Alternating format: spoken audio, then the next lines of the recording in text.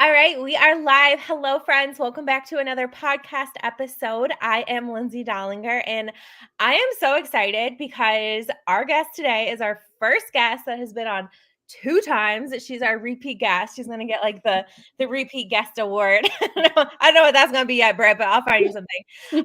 Yes, but Brittani Sterling is my dear friend from college, and we have kept in touch this whole time. And I'm super excited because the last time I think that Brittani and I talked on here, we were honestly in 2 really different places in our business. So we're going to chat about that and all the things today. So Brittani, tell everyone where you're from, a little bit about you, just as a reminder for anyone who hasn't listened for 2 years and does not know. And then we're going to dive on into all the things. Yeah, sure. I expect all of you to be experts on me, of course. So I'm Brittani Sterling. I grew up an Army brat, so I usually just say where I'm living currently, which is Las Vegas, Nevada. I was just telling Lindsay that it was a cool 109 here today. In my day job, I'm an academic librarian, which means I get to do all the fun professor stuff and do what you think a librarian does usually. Um, yeah, I'll leave it at that for now because I know we'll get into other stuff.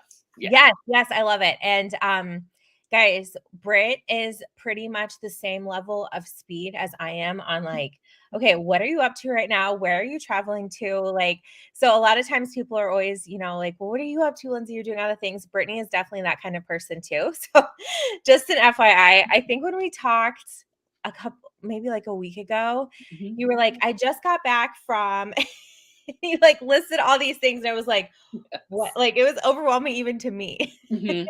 I will add an aside for anyone going back out into the world and like doing things, conferences, retreats, whatever.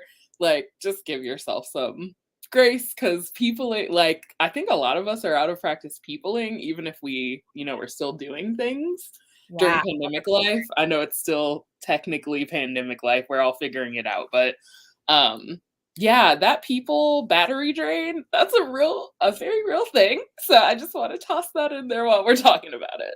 Yeah. Wait, okay. Are you an introvert, extrovert? What are you? So I think I have determined that I'm an ambivert or probably like introverted extrovert leaning. I think I mean, in the end, librarians are also educators, right? So like you gotta be on, you learn to be on to do your job. Ooh. And so it serves me well outside of my job too, but I'm an introvert in the sense of like, I feel like we need to redefine what introvert means. Like I feel like everyone thinks, no offense to anyone who feels like this, all introverts are like lonely weirdos who are socially awkward. I don't Mhm. think that's the case at all. I think there are a lot more introverts that truly just need like some alone recharge time. Yeah. And Yeah. I definitely am like that after I've been peopling for a minute. I So am too. And you know what? I love how you said that since we are educators, that we are kind of trained to be on all the time and yeah, or to be on when we don't really feel like it. And that's so true. yeah. I wonder how many people r are able to be that self-aware to be like, because I just realized it a couple years ago, maybe Hmm. even around COVID time, like, I think I kinda knew it, but everyone's like, "Oh, you're so outgoing," and I'm like, outgoing is not extroverted in the sense of, like, how do you recharge? Like, I Yeah. don't recharge around people. Mhm. I recharge by myself, Yes.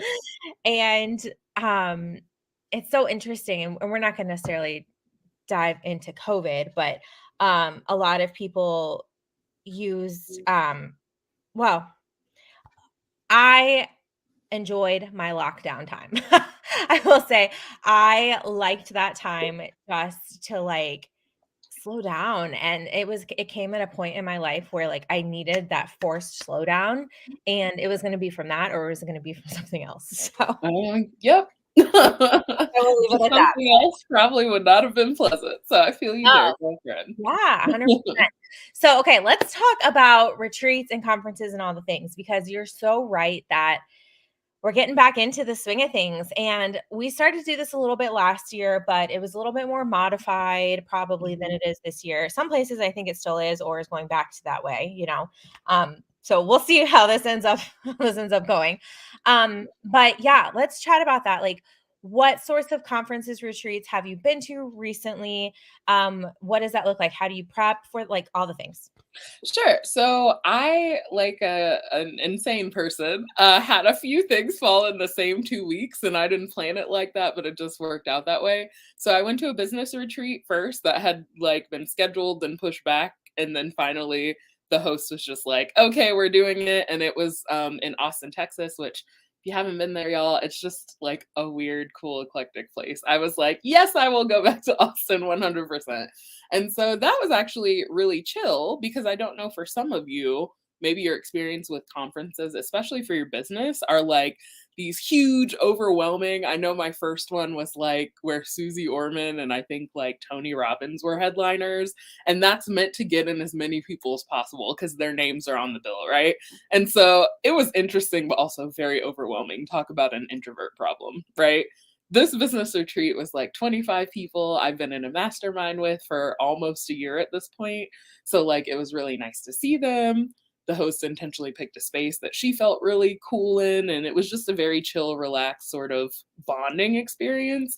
And so that definitely charged my batteries. But even with that, I was like, oh, peopling, I forgot, I forgot what this is like. And so then I went to a friend's wedding, and it was like a makeup from 2020, and that was meeting her family and all these whirlwind activities. And I was like, oh my goodness, I am 35. I'm not 20 anymore. Um, Great realization time. yes. And then I went to a library conference, which is like very super different, y'all. Like people presenting their research or like areas that they are like experts in and stuff like that. Still really interesting, but like just a hugely different vibe.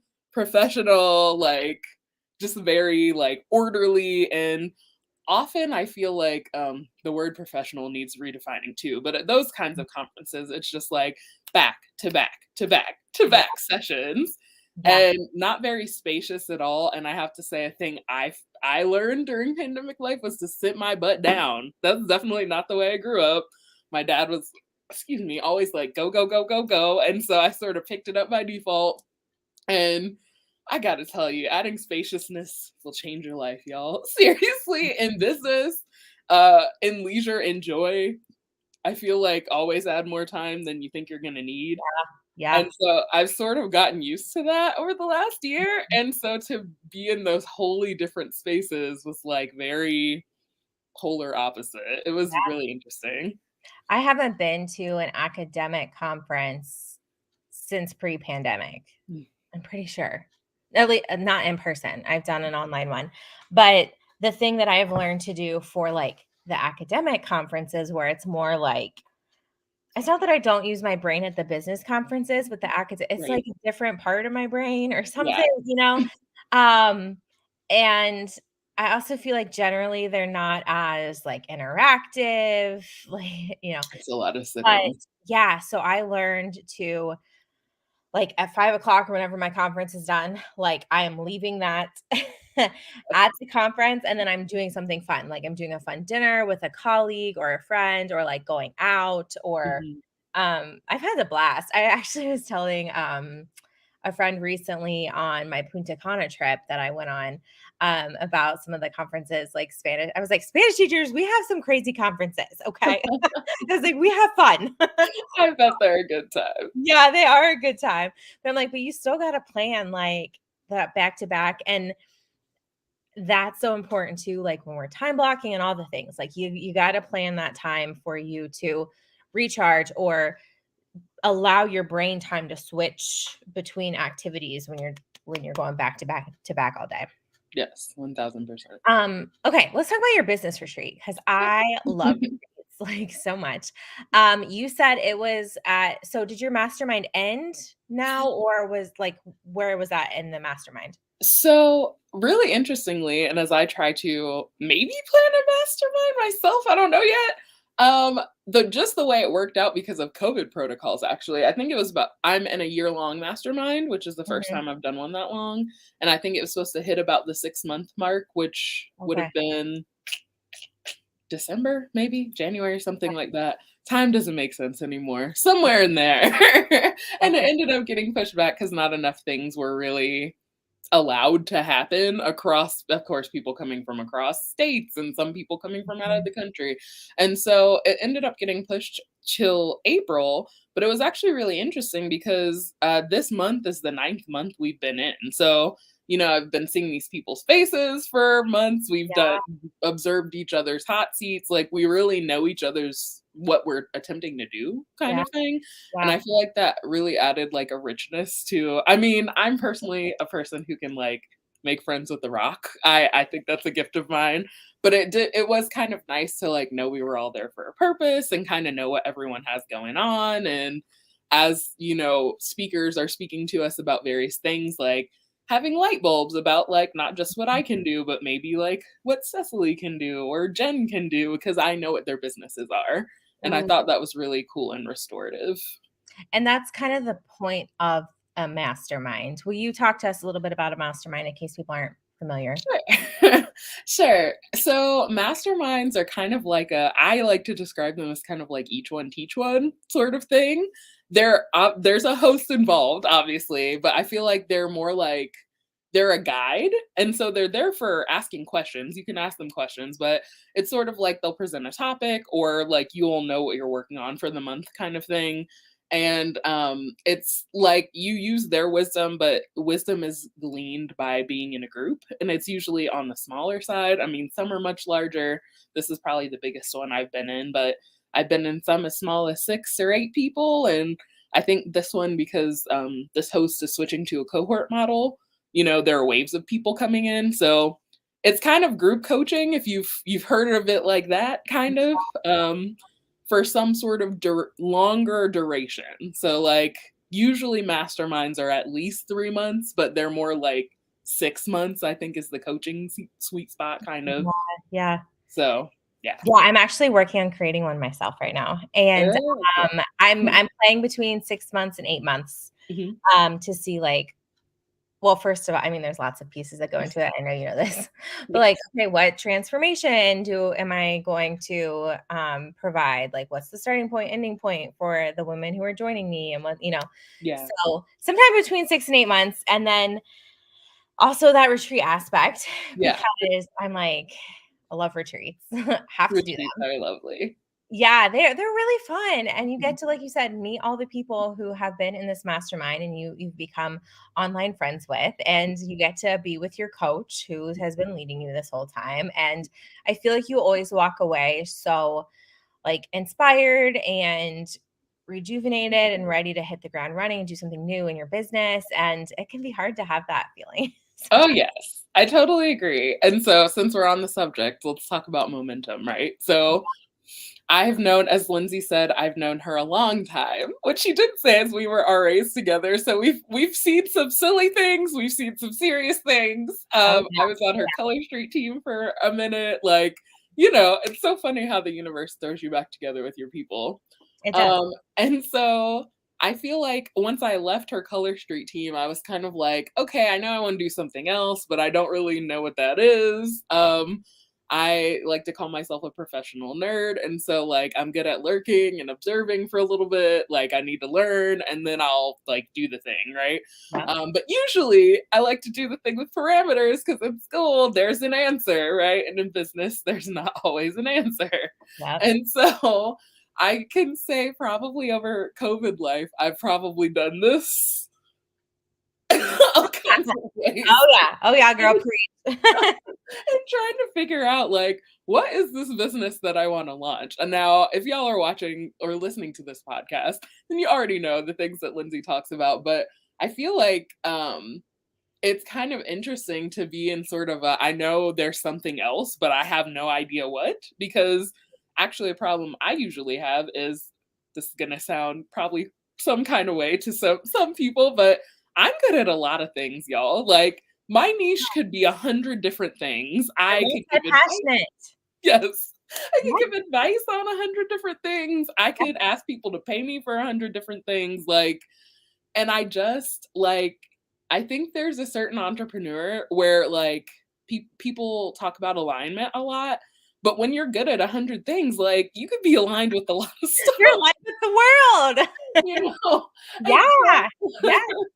The thing about this mastermind, part of the reason I joined it is because I'd found in being in other containers, which is what coaches call their spaces, for those who haven't heard that term. Um, like we are working on aspects of business, but not like the straight up solid foundations. Like I said, I'm an educator, y'all. The state pays me. Okay.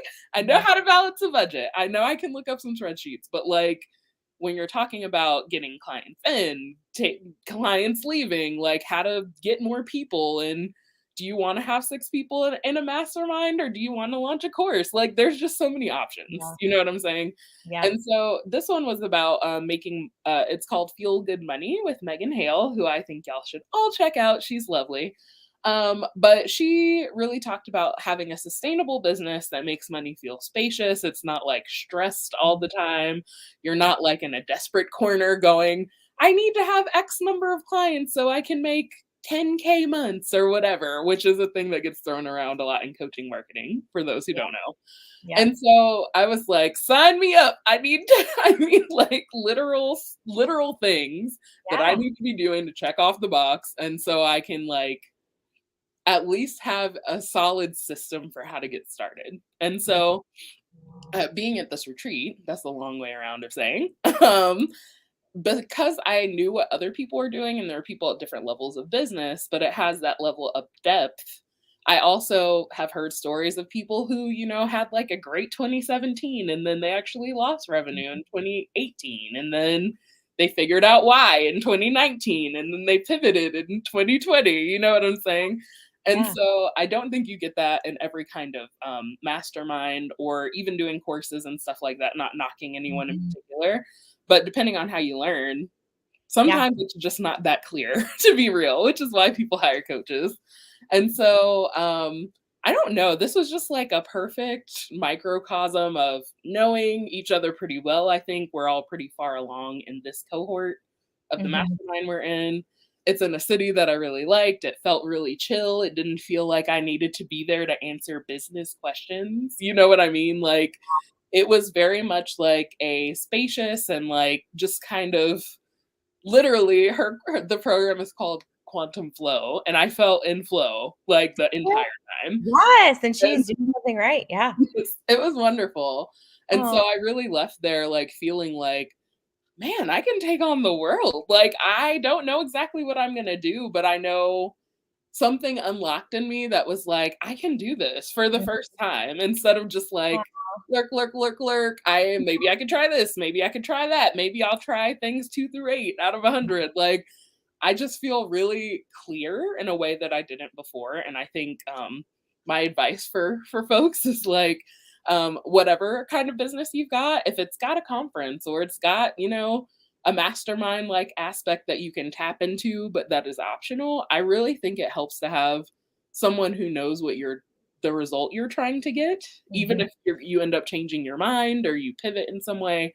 Yeah. Um, it's just different because, like, no offense, we all love our moms, our sisters, whoever, like, sometimes they just don't get it. Or if you're trying to, let's say, become a chef, like a private chef, and you only know photographer entrepreneurs, like, they they might not get it. It's Yeah. just But it's the so same level, that's the thing, is, like, they definitely could help you, and it's better than nothing. Mhm, But, yeah, you wanna be surrounded by those people who have gone through what you are trying to go through, and where you are not, and this is the thing where, I have been in groups before where I feel like I'm the furthest one along in the group, mhm. and I don't get anything out of that. And, like, there are some people who will, and, like, yes, my ego will totally be stroked, and I'll be like, "Oh, yeah, I'm so freaking awesome at my business." But it's not actually helping me grow. Right. And it's that saying, like, I actually don't know the exact saying, but the one where you don't wanna be the smartest one in the room, right? Yeah, Like, yeah, yeah, yeah. Mhm. yeah, you wanna surround yourself with people who, are at those various levels, and it's totally fine if not everyone is, but you don't wanna be the person, like, feel like you're the person who has to be teaching and pulling people along all the time, Yeah. or you're not getting you're not getting that growth yourself, and then that's how you lead to burnout and frustration is totally how Yes. what has happened to me before. But yeah, those mastermind groups, every time that I can think of that I had like explosive business growth or clarity or really figured out that alignment or something, I have been involved in some sort of mastermind group. Mhm. Now it does kind of bug me when coaches call things a mastermind and it's like a course with a Facebook group. And I'm like, Yes. this is not a mastermind. This is 100% not a mastermind. I actually kind of got duped with one in the fall that way. And I'm like, so I really just paid for a really expensive course, which Right. the course was really good.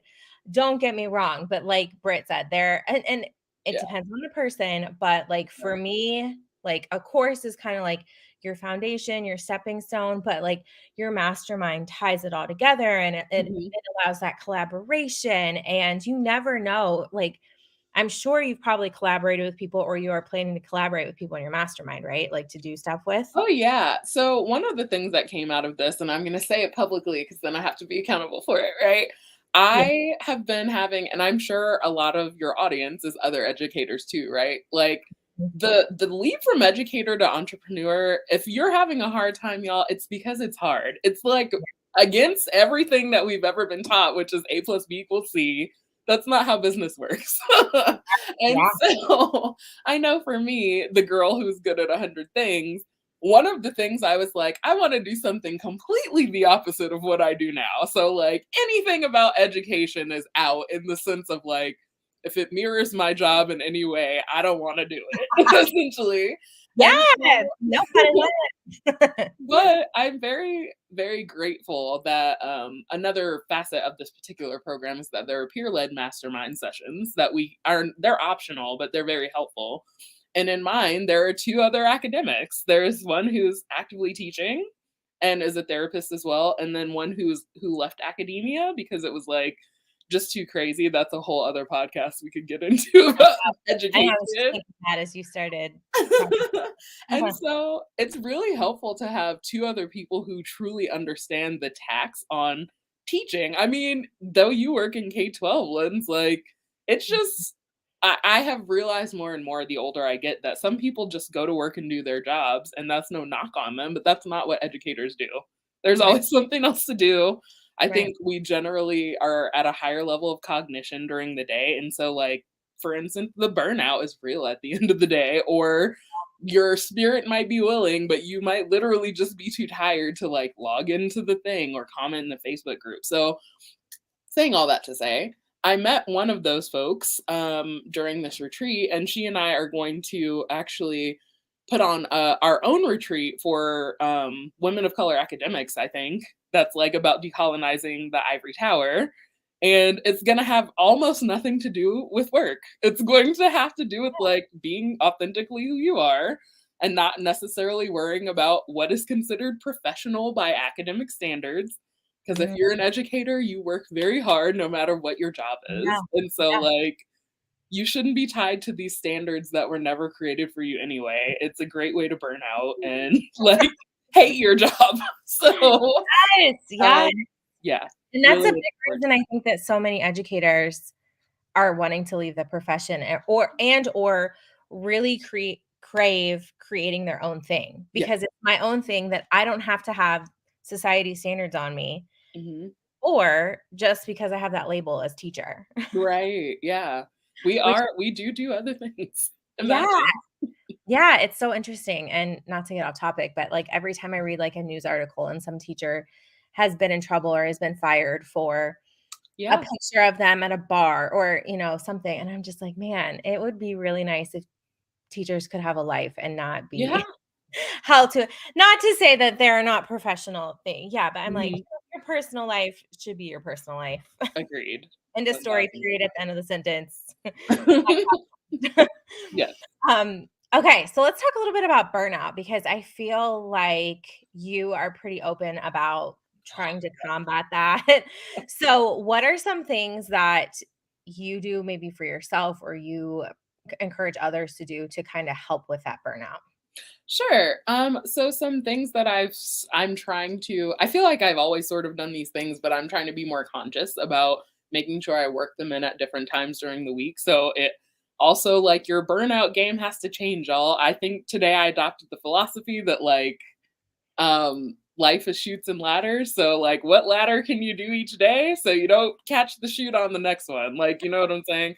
And so Yeah. like I'm trying to, I haven't had it in a long time, but have like a Sunday night routine. Like, what way do I want to feel this week and what can I do to like get me there? So if Ooh. I want to be like flying high into Monday, maybe I'll go see a musical Sunday night now that things are open again. Or on I do something on my Instagram page called Wherapy Wednesday because I don't feel like a few years ago a colleague said something to me when I actually don't think my style was that evolved. That was like basically you can't be smart and pretty, and I was like, oh okay, Ooh. now you've issued a challenge I didn't know that I was even like hearing, but the way it was said I was just like, wow, people still really think like this. I feel like I was thinking of like much larger feminist issues than that, but like really. And Yep. so I'm really intentional about setting out outfits on Sunday nights as well.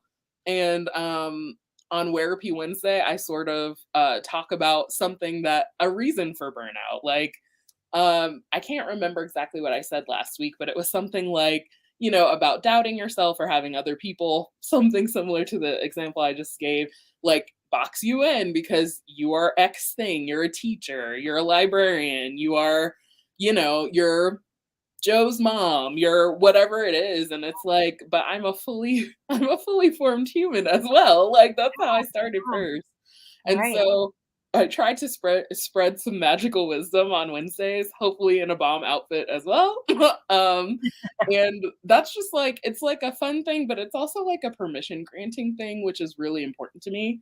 Mm. I feel like I did not have permission a lot growing up to do many things. Some of the things are like, you know, the clothes didn't exist. Some of the things are I grew up like in a really strict environment because the military, lots of rules that can literally mess up your parents' career, right? So it really is straighten up and fly, right? And now I'm just like, if you're not in a situation like that though, there's so many things we can just like let go. You know what I'm Yeah. saying? Yeah. um, I do. and I also one of my former coaches taught us to do a thing called like Friday introductions, and so every Friday I try to reintroduce myself to either the people who follow me, which is honestly a lot of my close friends, or Yeah. people who found me through a hashtag maybe or something and started following me, and it's made me think of introducing myself in ways that are not my job and title.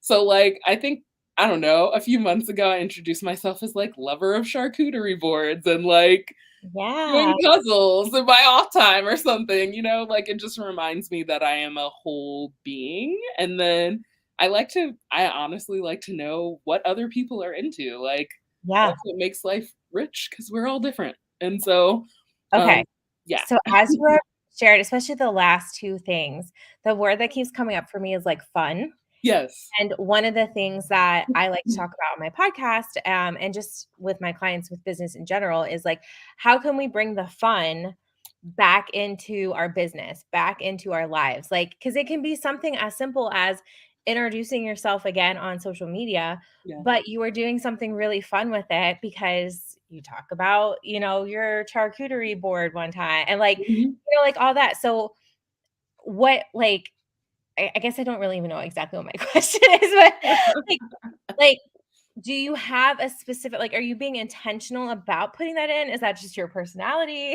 Um, Well, I think it's a mix, right? Like, I have been described as fun by many people, which I appreciate, but, fun. like, some of it too is I feel like, maybe it's because I moved around so much as a kid. I feel like on the one hand, there's like this everyone knows what it's like to be the new kid as a military brat, right? And so some of the ickiness of being the new kid is kind of lessened, but on the other hand, you also don't get to be your fully formed, fully functioning self because of the straighten up and fly, right? And so there are some times when I'm writing those and I'm just like, I wonder if there's a thing that I think people know about me that they just don't know. I have no idea if someone knows I like charcuterie. You know what I mean? I have no idea, but like it's just like a fun connection point that Yeah, I know lots of other people love charcuterie, right? Like maybe that's the thing that makes me seem approachable to them, or like maybe they actually will leave a comment when I say, "Oh, hey, what are you doing?" blah blah blah because I'm just normal. You know yeah, what I mean? And yeah, yeah. so, No, yeah. I love that, and people are naturally then gonna be attracted to your energy when you Yeah. are having fun and you're doing the things and it's not like all woe is me all the time, or like Yeah. something boring. Like no one likes that. Yeah. um, really quick before we hop off here, Mhm. let's go back into that pivoting piece, because I feel like there are a lot of women who are listening to this who have been considering a pivot. Mhm. Maybe they're in network marketing now, and they're not loving it, but they don't know what to do, um, Mhm. and or are in it, love it, but are also feeling like a pull toward like, I want to explore doing something on my own. Yeah. What would you recommend to those ladies? So I will say 3 things to keep myself succinct because I'm a tangent girl. One, I would say, like, re-examine the basics and see if, like, you've just tried adding too many people's advice in, and now that's the thing you actually don't like. Because, I Yeah, mean, we all know network marketing has its specific challenges, but sometimes it's just like doing too many other people's stuff. Like, yeah, if I've learned anything from being in coaching space, a lot of times people end up back at square one because that's the thing that lights them up and that makes them more magnetic. And so yeah, I'd say that. I would say you can also do 2 things, y'all. If you have the you have the energy or you've learned the system. So like for instance, if you've got a Facebook group and you know how to schedule stuff, just keep doing that while you explore the next thing. I mean, it doesn't have to be either or. Embrace the both and. That's what I'll say. And yeah, then, like, lastly, I feel like, it's also okay to, like, give yourself permission to know when your journey is, like, at its end with something. If you can't juggle 2 things or you can, but, like, you'd really rather juggle something else instead of a thing you are kinda disconnected from and a new thing you wanna explore. And so, yeah, give yourself permission to end one journey and start another. That's the business of humaning, right? We're always taking our experiences to learn a new thing and be a new form of ourselves. I So, love that. Yeah, you don't want to stay stuck for sure. yeah. And I'm a firm believer, if something is on your heart, like it's on your heart for a reason. And you Yeah. at least owe it to yourself to explore what that is and what could be with that. Um, Especially if it keeps tugging at you, y'all. It's there on purpose. Listen to yeah, it. and a lot of times we just push those thoughts away, or like everything is good. And one of the themes that I feel like keeps coming up with me right now as I'm going through a pivot as well is like, good isn't great. Like just because Mhm. something is good, you could trade it in for something that's really great. Now it Yes. really suck. And then you're like, oh darn. But the goal is that it's gonna be really great. Yes. And you can And always go back. There are yeah, times you can always go back, you know? yeah, yeah, that's totally true. Yeah. Um, what did your what did it look like for you when you decided to leave network marketing? Was it like a cut and dry decision? Did it take a little while? So I feel like it took a little while. I knew part of the reason that I left is because I think a mastermind experience is in my future in some form. Like even my network marketing group, like I kept it relatively small because I liked the intimacy of people getting to know each other. And I think they Mm, really liked it too. And yeah, so that's great for group cohesion and not so great for sales. You know what I'm saying? valid. And Yeah. so I kind of like let them know that I would be like tapering off posting and stuff like that. And Mhm. so, a lot of them are still friends, which I feel very proud of. Yeah. And most of them are people I personally knew too, which I really liked. And then once I, like, actually, like, closed out my account and everything, that's when I started looking to try and figure out, what it is, but I'm also really curious, so I could be doing that forever, you Yeah. know? Yeah. And so I'm like going where the energy is, or that's like my vibe now and Yeah. the thing I feel like ground down into.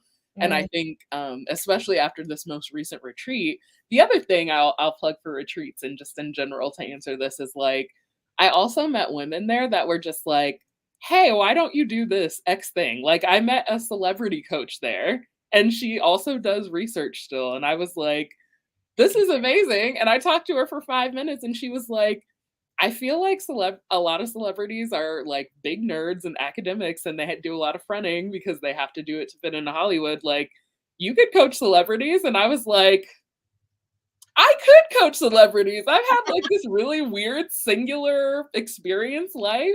I don't care about people's titles. I mhm. want to get to know you. So when I give you the read, it's from a place of love. And Yeah. like, she makes a very good living doing that, and I was like, "Okay, why not?" I sat with it for a day, and I was like, "Why not me? Why not?" Yeah. Yeah. So I love that. And that's the thing is, like, I mean, I don't know this for sure, but I'm assuming you probably would not have gone on to that next thing while No. your energy was still in a business where you weren't feeling 100% aligned. So I'm Yeah, super absolutely proud of not. you for, like, releasing that, because Yeah. that releasing can Yes. be super hard. It's I'm rough. still dragging my feet on a couple and that releasing can be super, super hard, Yeah. especially even though in your gut. I feel like when it is time for you to go on to something else, or like you said, just add something else too. Like Yeah. I mean, I started this whole everything with coaching and all my extra stuff 2 years ago when I was very much still in um you know, all the way not knees, elbows, shoulders deep in my network marketing career. Yes. And I had the two things going for a really long time until I got to the point where I'm like, okay, this is too much. Like, Yeah. well, this is a lot, and I need to decide where my heart is actually at. Yeah. Um, and then figure out how to take it to the next level for sure. Agreed. All right. So, where can everyone connect with you, Brittany, and find out all the stuff that you were up to? Because I feel like you have so much big, like, guys, if you're listening to this in a year in 2023, you're going to know Brittany Sterling's name from her masterminds and her retreats and her book and all this stuff. So, where can they find you? Yep, that's on the menu, y'all. I have things like my website is being rejiggered right now, but you can find me most consistently on Instagram at a good girl gone real with periods in between every word. That's the easiest way to say it, y'all. Yes, I will. I'll tag that in the show notes, guys. So you can just like super quickly click on that. Brittany, before we hop off here, what is the last good book you've read? And this might be hard since you're a Ooh. librarian. I feel like you know all the books, but So interesting. Actually, I had this one. I finally been relaxing enough to read some books because, yeah. contrary to popular belief, librarians work really hard and we don't have time to read when we're adults. It's called, I think, How to Do the Work by Dr. Nicole Perella, I think is her last name. She Okay. is one of my favorite like Instagram psychologists. Oh, And she sort of wrote the book literally on like going deeper past like the self-love, self-care, like mhm. cutting people off and letting go of things that don't serve you, and gives like very real examples in her own life where she's a psychologist, right? Where she thought she was doing the work and really what was needed to she really had to do some digging underneath what even she thought she knew to really get the result she wanted. And so I just really like feel heartstring pulls to that one. And a lot of it's stuff I already know and stuff I already do, but it's nice to hear someone else affirm it. So Wait, okay, wait. What's that call again? I want to type it in sure, now. I you're all good. I think it's called How to Do the Work by Dr. Nicole Perella. I might be murdering her last name. oh yeah. Oh, Lapera maybe. LaPera, thank you. Yes. Yes. Okay, I found it. All right, guys. I will link that in the show notes as well because that sounds totally right up my alley. Get that for my summer for my cruise, and I'll be reading all about how to do work while I'm not doing any work at all. Yes. Sounds perfect. Yeah. All right, Britt. Well, thank you so much. I really appreciate our conversation, and I know everyone else did as well. And guys, if you're listening to this, be sure to screenshot this, share this on your socials, and tag Brittany and I on Instagram, and we would love to chat with you. Yeah. All Thanks, right, thanks, everyone. girl.